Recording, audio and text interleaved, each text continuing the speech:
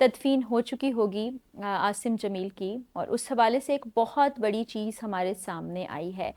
एक ऐसा ऐनी शाहिद सामने आया है जिसने तमाम वाक़े की तफसीलात बता दी हैं, और वो ऐनी शाहिद कोई और नहीं, सुना कि उन्होंने अपने गार्ड से पिस्टल ली और उसके बाद ख़ुद को गोली मार ली।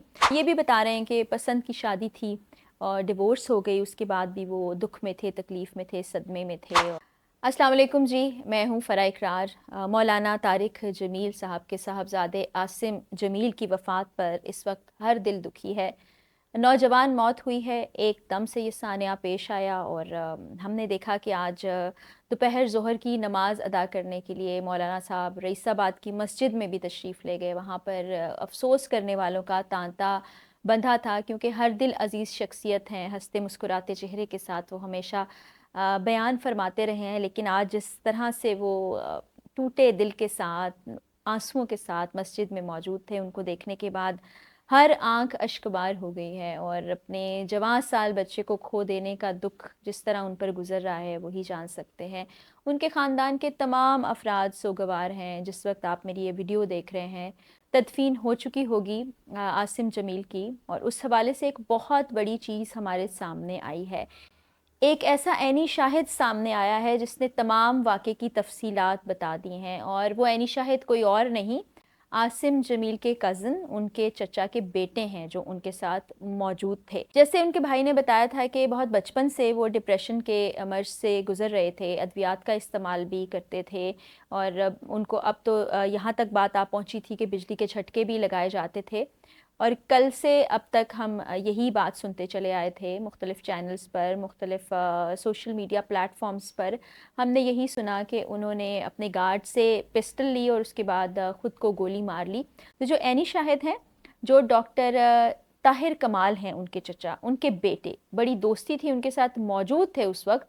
जो कुछ वहाँ हुआ, वो जो कुछ हमारे तक बात पहुँची वो हम आप तक पहुँचाएँगे। ये जो ताहिर साहब हैं, डॉक्टर ताहिर साहब, उनकी कल के रोज़ सालगिरह थी, और वो एक फ़ैमिली गेट टुगेदर के लिए मौलाना साहब के घर पर ही मौजूद थे। बड़े अच्छे खुशगवार माहौल में गेट टुगेदर हुआ, खाना हुआ। उसके बाद उन्होंने कहा कि मैं अपनी फ़ैमिली के साथ लाहौर के लिए निकल गया। जब मैं रास्ते में था तो मुझे कॉल आई कि इस तरह से आसिम की वफ़ात हो चुकी है। तो वो एक सदमा बन के हमारे ऊपर, एक सानिया जो ऐसा पेश आया जिसका ज़हन में वहमो गुमान नहीं था, क़यामत बन के टूटा। और हमारे घर की वो रौनक थी, वो बच्चा, उसने घर में जिम बना रखा था, वो अपने इलाके से बहुत प्यार करता था, हवेली में रहना पसंद करता था।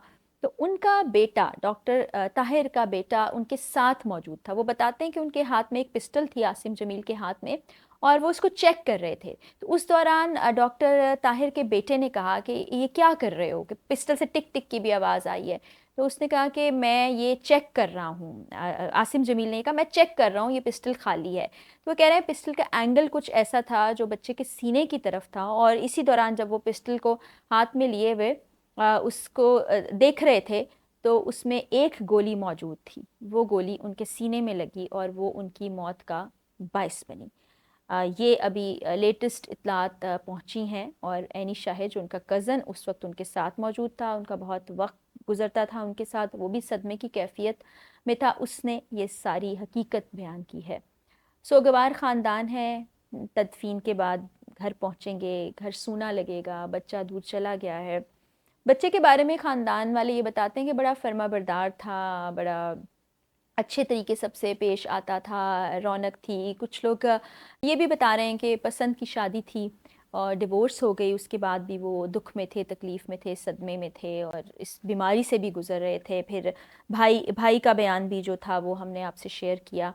और बहुत सी, जब इनके वफ़ात की इत्तलात आई, बहुत सी चीज़ें सर्कुलेट करी थी, क्योंकि मौलाना साहब को बहुत से डेथ थ्रेट्स भी आते रहे हैं। तो उस बायस वो अपने साथ गार्ड्स रखते हैं। गार्ड्स उनकी एक तरह से हिफाजत पर मामूर हुआ करते हैं। तो लोगों का ये ख्याल था कि शायद ऐसा कोई हमला किया गया है जिसके नतीजे में आसिम को गोली लगी है।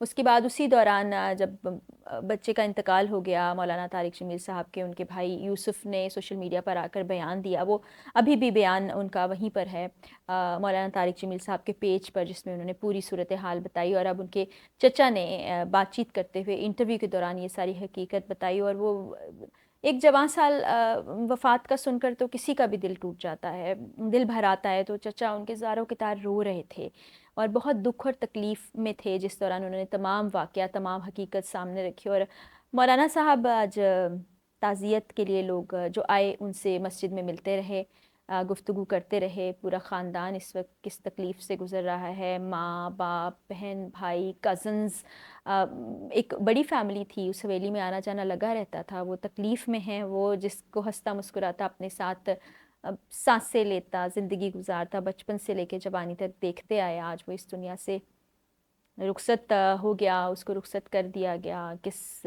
ٹوٹے دل سے، بوجھل دل کے ساتھ وہ آئے ہوں گے۔